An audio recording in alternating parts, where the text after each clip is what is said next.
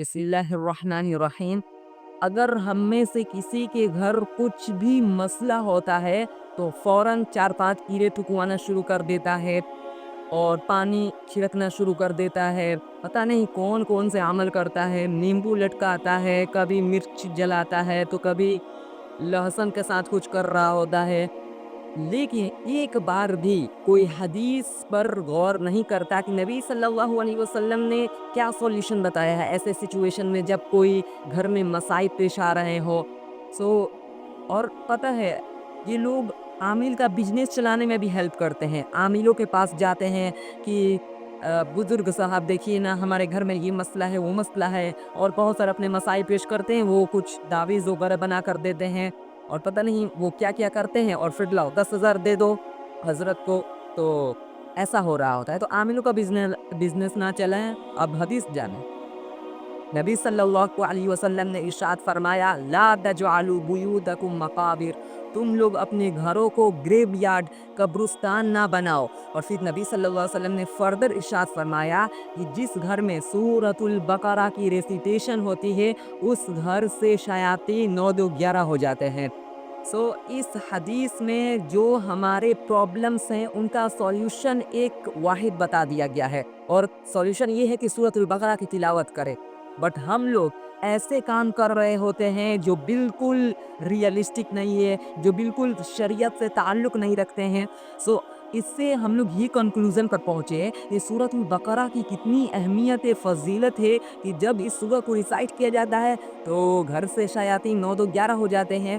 تو پھر what if we understand the meaning of this سورہ، اگر ہم اس سورہ کی میننگ کو سمجھتے ہیں تو کتنا بہتر ہوگا۔ اور اوور ویو میں آپ کو اس سورہ کا بتا دوں، سورۃ البقرہ میں آپ کو ڈیورس کے مسائل سیکھنے کو ملیں گے، سورۃ البقرہ میں آپ کو نکاح کے مسائل سیکھنے کو ملیں گے، سورۃ البقرہ میں آپ کو قصاص کے مسائل سیکھنے کو ملیں گے، اسی طرح روزے کے مسائل اور بہت سارے مسائل۔ اپنے انٹرسٹ کو بوسٹ کر لیجیے کیونکہ ہم لوگ فردر بہت سارے مسائل پڑھنے والے ہیں، اور اس سورہ میں آپ کو بہت سارے لیسنس بھی ملنے والے ہیں۔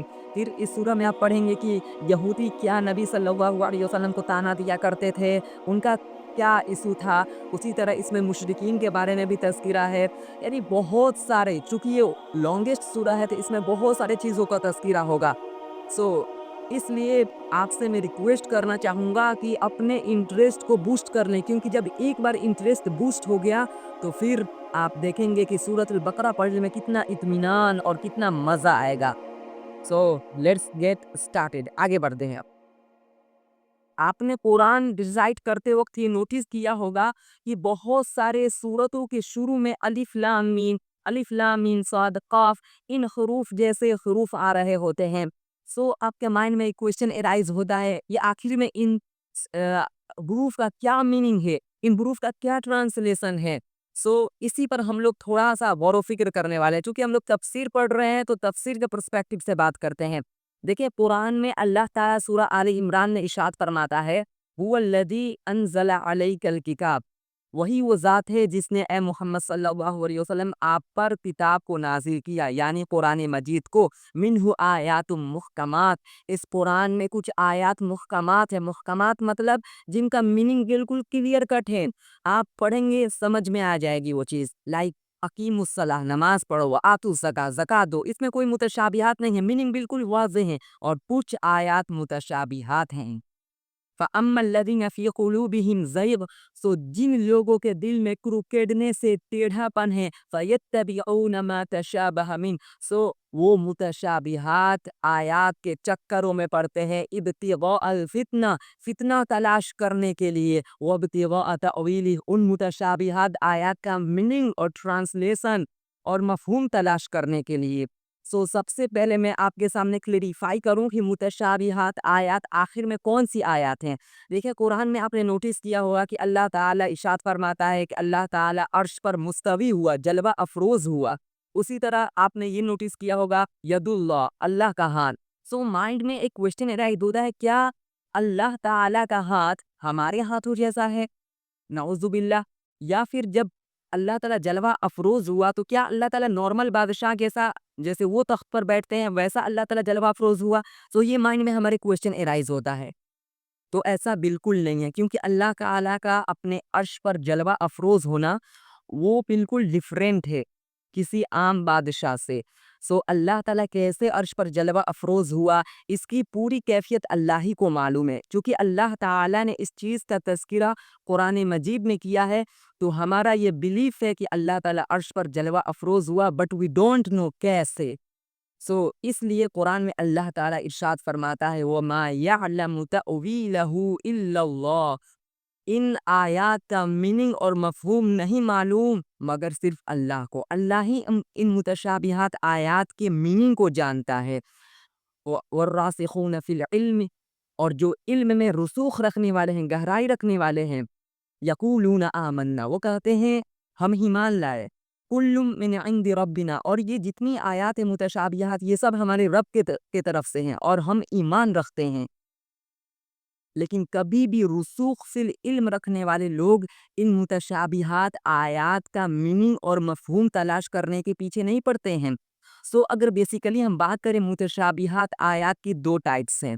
پہلی ٹائپ متشابہات بالمعنی، یعنی ایسی متشابہات آیات جن کے معنی میں، میننگ میں متشابہات ہے، لائک جیسا میں نے آپ کو مثال دیا کہ اللہ تعالی عرش پر جلوہ افروز ہوا، اس کا ٹرانسلیشن ہمیں معلوم ہے، بٹ اس کا میننگ ہمارے سامنے کلیریفائڈ نہیں ہے، مفہوم کلیریفائڈ نہیں ہے۔ اس کو کہتے ہیں متشابہات بالمعنی۔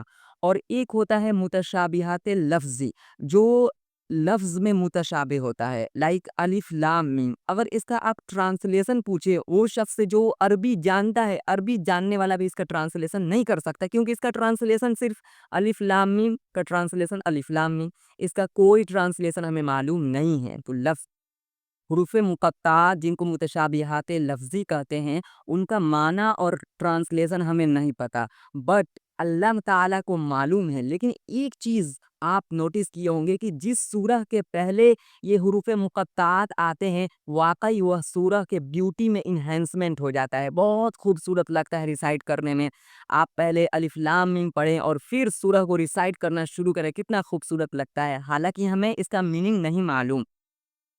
اگر میں پورے اس گفتگو کو کنکلوڈ کروں، اس کا کنکلوژن نکالوں، تو یہ کنکلوژن ہوگا کہ دیکھیں قرآن میں دو قسم کے آیات ہیں، محکم اور متشابہ۔ محکم جن کا میننگ کلیریفائڈ ہو، اور متشابہ جن کا میننگ کلیریفائڈ نہ ہو۔ آپ نارملی اس کو ایسے یاد رکھیں، کیونکہ ظاہر سی بات ہے، مجھے لگتا ہے کہ بہت ہی زیادہ میں نے پیچیدہ کر دیا، آپ کو گہرائی میں لے کر گیا۔ میں نہیں چاہتا کہ آپ زیادہ اپنے مائنڈ پر پڑھ۔ اگر کوئی آتھر بک لکھتا ہے تو وہ اپنے انٹروڈکٹری پارٹ میں کیا لکھے گا؟ میرے دوستو، میں نے یہ کتاب آپ کے لیے لکھی ہے، جس میں میں نے آپ کو اچھی عادتیں بلڈ کرنے کی کچھ اسٹیپس بتائے ہیں۔ امید کرتا ہوں آپ کو یہ بک بہت اچھا لگے گا، آپ اس بک سے بینیفٹ حاصل کریں گے۔ یہ انداز ہوگا اس کا، ایک بالکل ہیوملٹی والا، عاجزی والا انداز، کانفیڈنس اس کے اندر نہیں ہوگا۔ کیونکہ اس کو معلوم ہے کہ کل میرے بک میں بہت سارے فیلسیز نکل سکتی ہیں، بہت ساری غلطیاں نکل سکتی ہیں، جو میں اسٹیپس پیش کیا ہوں، ہو سکتا ہے وہ کل وہ اسٹیپ سائنٹیفیکلی رانگ ثابت ہو جائے۔ اس لیے وہ کانفیڈنٹلی نہیں بولتا ہے، جلالی انداز میں نہیں بول رہا ہوتا ہے کہ میں نے جو کتاب لکھا ہے وہی صحیح ہے، ایسا نہیں بول رہا ہوتا ہے وہ۔ اور اس کو خود بھی معلوم ہے کہ اگر میں نے یہ بک دوبارہ پڑھا، میں ہی رائٹر ہوں لیکن پڑھوں گا تو میں خود اپنے بک میں 10 مسٹیک خود سے نکال لوں گا۔ لیکن جب اللہ تعالیٰ اپنے بک قرآن کو انٹروڈیوس کراتا ہے تو بالکل ایک آؤٹ اسٹینڈنگ انداز میں کراتا ہے، جو کبھی ایک آتھر اپنے بک کو کمپائل کرتے وقت اپنے انٹروڈکٹری پارٹ میں ایسا دعویٰ ہی نہیں کر سکتا ہے۔ آتھر کا تو دعویٰ بہت ہیوملٹی کے اوپر بیسڈ ہوتا ہے۔ اس سے اللہ تعالیٰ کا ایک میریکل ہمیں دیکھنے کو ملتا ہے کہ اللہ تعالیٰ بھی بک کو انیشیٹ کیا، اور اللہ تعالیٰ کا ایک معجزہ بھی ہمیں دیکھنے کو مل گیا۔ دیکھیں، اگر اللہ تعالیٰ کے علاوہ نعوذ باللہ یہ بک کسی اور کے طرف سے ہوتی، تو اس بک میں ہمیں اس انداز سے کلیم نہیں ملتے، اس انداز سے، جلالی انداز سے دعویٰ نہیں ملتا کہ اس بک میں کوئی شک نہیں ہے۔ واقعی میں یہ چیز پروو کر رہی ہے، یہ واقعی یہ بک اللہ ہی کے طرف سے ہے، اور ہمیں بلیو کر لینا چاہیے کہ جو اس میں اللہ تعالیٰ نے بیان کیا ہے وہ برحق ہے سب۔ اور دیکھیں اللہ تعالیٰ کہتا ہے ذالک الکتاب، یہ کتاب. سو دیکھیں دو ورڈ ہوتے ہیں، ہادا اور ذالکا. ہادا مطلب ہوتا ہے دس، اور ذالکا کا مطلب ہوتا ہے دیٹ. سو دس ان چیزوں کے لیے یوز کیا جاتا ہے جو چیزیں قریب ہوتی ہیں، اس کے لیے عربی میں ہادا کا لفظ یوز ہوتا ہے. اور دیٹ ان چیزوں کے لیے جو آپ سے دور ہوتی ہیں، اور عربی میں ذالکا کا لفظ. بٹ جب بات آتی ہے یہ کہنے کی تو یہ میں تھوڑی سی توہین ہوتی ہے یہ. سو اس لیے اللہ تعالیٰ نے اس بک کے عظمت کو بیان کیا، تبھی اللہ تعالیٰ نے ہاذا کا لفظ یوز نہیں کیا، بلکہ اللہ تعالیٰ نے ذالکا کا لفظ یوز کیا. یہ بہت سارے اسکالرز کا ایسا کہنا ہے کہ ہاذا میں توہین تھا، اس لیے اللہ تعالیٰ نے ذالکا کا لفظ یوز کیا قرآن مجید کو انٹروڈیوس کرانے کے لیے. اور پھر اللہ کہتا ہے ذالک الکتاب، یہ کتاب لا ریب فی، اس میں کوئی قسم کا شک نہیں ہے. کسی چیز میں انسان کو اس وقت ڈاؤٹ ہوتا ہے جب اس میں وہ مسٹیکس پاتا ہے، فیلیسیز پاتا ہے. تو قرآن کلیم کرتا ہے کہ تھوڑا فیلیسی قرآن میں نکال کر تو دکھا دو. قرآن کو اگر آپ لنگوسٹیکلی دیکھیں تو قرآن کتنا بہترین الفاظ کا استعمال کرتا ہے. دیکھیں اگر آپ عربی سیکھنا لرن کرتے ہیں، ایک انٹرسٹنگ چیز آپ کو بتا رہا ہوں، تو سب سے پہلے آپ کو جو بک سمجھ میں آنا شروع ہوگی وہ قرآن مجید ہے. کیونکہ قرآن میں بہت سمپل گرامیٹیکل رولز کا استعمال کیا گیا ہے، سمپل ورڈز کا یوز کیا گیا ہے، تبھی قرآن فصیح ہے، بلیغ ہے. فصاحت اور بلاغت کا جا کر ڈیفینیشن دیکھیں. سو آپ کو یہی ملے گا کہ انسان ایک موقع کے لحاظ سے ورڈ یوز کرے اور بالکل سمپل ورڈ ہو، یہی فصاحت اور بلاغت ہوتا ہے. سو قرآن کتنا اللہ تعالیٰ نے ایزیسٹ وے میں ہمیں ڈسکرائب کیا ہے، بتایا، بٹ پھر بھی ہم لوگ قرآن کو انڈرسٹینڈ نہیں کرتے ہیں. سو کیپ اٹ اپ، آگے بڑھتے رہیں آپ. اگر قرآن کو ہم لوگ اسپریچولی دیکھیں تو قرآن ہمیں کیسے گائیڈ کرتا ہے کہ دیکھو یہ سیدھا راستہ ہے، یہ غلط راستہ ہے. سو اسپریچولی بھی قرآن بالکل کریکٹ ہے. اسی طرح اگر قرآن کو ہم لوگ سائنٹیفکلی دیکھیں تو بہت ساری ایسی آج سائنٹیفک تھیوریز ہیں جو آج پروو کی جا رہی ہیں، آج ڈسکور کی جا رہی ہیں. حالانکہ قرآن نے 1400 سال پہلے ان کا ایک کیوں مینشن کر دیا، ایک اشارہ مینشن کر دیا. سو دیکھیں بگ بینگ تھیوری کو تھوڑا دیکھ لیں، قرآن میں اتنا اشارہ ملتا ہے. حالانکہ بگ بینگ تھیوری یہ آج کل انوینٹ ہوئی ہے، آج کل سے مراد یعنی تھوڑے سے سال پہلے.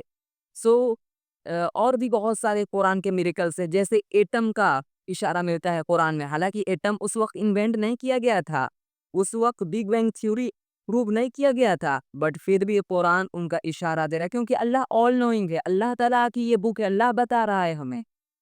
اب اللہ تعالیٰ ارشاد فرماتا ہے ہدی للمتقین، ہدایت ہے، گائیڈنس ہے ان لوگوں کے لیے جو متقین ہیں، پرہیزگار ہے.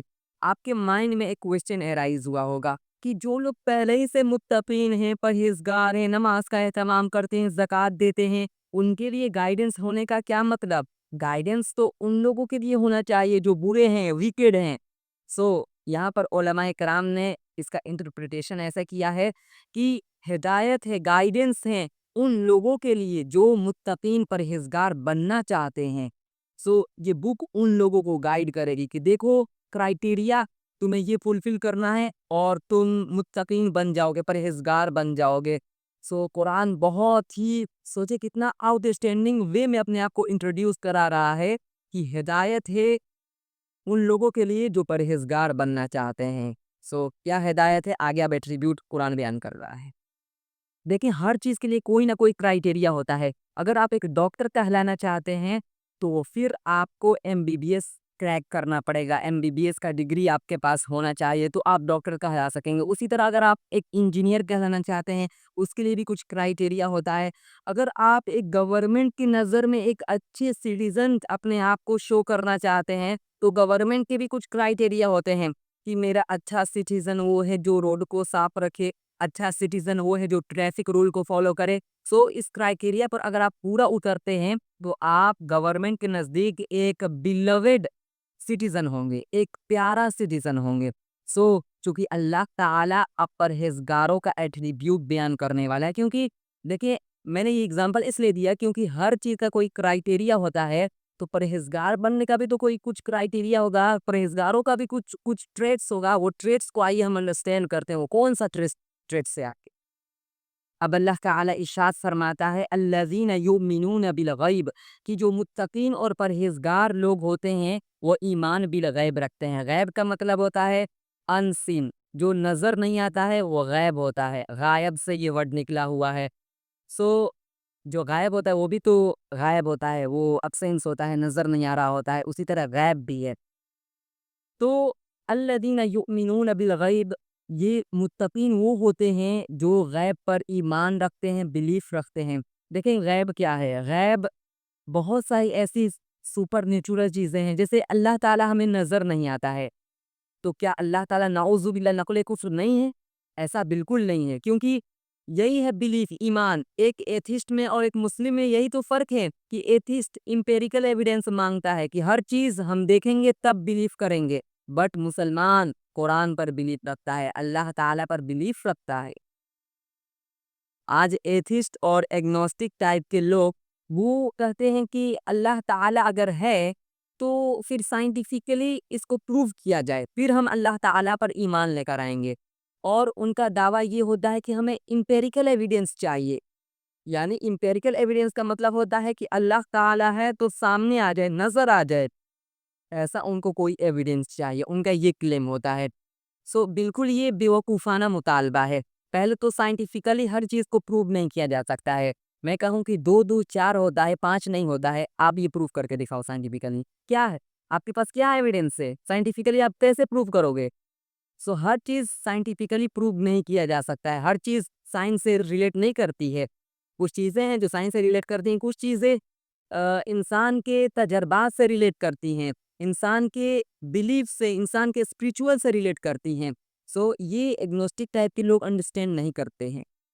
دیکھیں پہلے زمانے میں، تھوڑا سا آپ پاسٹ میں جائیں تو میں بھی ہو سکتا تھا کہ اس وقت بھی لوگ بہت ہی زیادہ سائنس کی رٹ لگائے ہوں اور بہت ہی زیادہ سائنس کو ترجیح دیتے ہوں، بٹ اگر اس وقت کوئی ایسا شخص آتا جو انہیں ایک سائنٹیفک فیکٹ کے بارے میں بتاتا کہ دیکھو فیوچر میں ایک ایسا مشین ایجاد ہونے والا ہے جو آسمان میں اڑے گی اور بہت لانگ ٹائم کے لیے، تو اس وقت کے سائنٹسٹ اسے کیا کہتے ہیں، اور اس وقت کے ایگنوسٹک لوگ اس شخص کو کیا کہتے ہیں؟ جو آج کہتے ہیں کہ تم پاگل ہو، تم ایسے چیزوں پر بلیف کیوں رکھتے ہو، سائنس کو کیوں نہیں فالو کرتے ہو؟ حالانکہ وہ شخص نے ایک سائنٹیفک فیکٹ ہی تو بتایا جو فیوچر میں جس کا ڈسکوری ہونے والا تھا۔ تو سائنس تو یہ خود پروگریسنگ ہے، پروگریس کر رہی ہے۔ سائنس اگر کوئی مکمل چیز ہوتا، کمپریہنسو چیز ہوتا تو ہم تھوڑا سا ایکسیپٹ کر لیتے ہیں۔ سائنس تو خود پہلے ترقی کرے، اس کے بعد سے خدا کے وجود پر بات کرے گی۔ دیکھیں اگر آپ اپنے باس سے یہ کہتے ہیں کہ باس میں آپ کے لیے بہت لوائل ہوں، بہت وفادار ہوں، اور میں آپ کے فیلنگز کو، آپ کے سفرنگ کو ریئلائز کرتا ہوں، تو پھر اس وقت باس کیا چاہے گا کہ ٹیسٹ کیا جائے، یہ واقعی میں فیلنگ کو ریئلائز کرتا ہے یا نہیں، میرا یہ ہیلپ کر سکتا ہے نہیں جب میں ڈیفیکلٹ وقت میں ہوں۔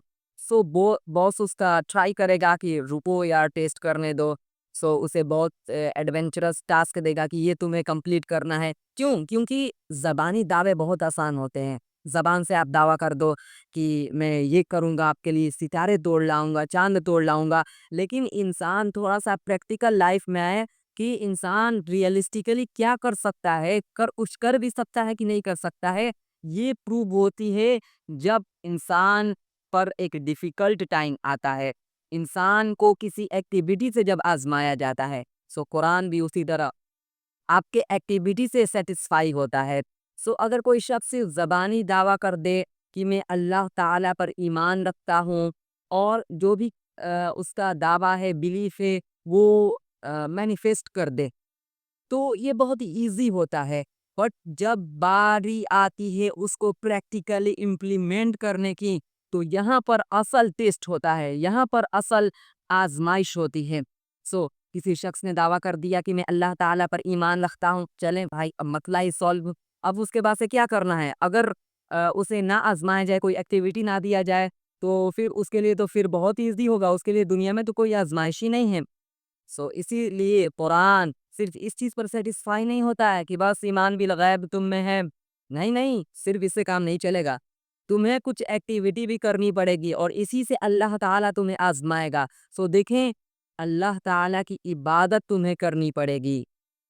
جب ایک بار آپ نے اللہ تعالیٰ کو ایز گاڈ ایکسیپٹ کر لیا تو پھر آپ کے لیے جو ٹاسک ہوتا ہے وہ یہ ہوتا ہے کہ آپ کو پروو کرنا ہوتا ہے کہ اللہ ہی تعالی میرا رب ہے، اور اس کے لیے کرنی ہوتی ہے عبادت۔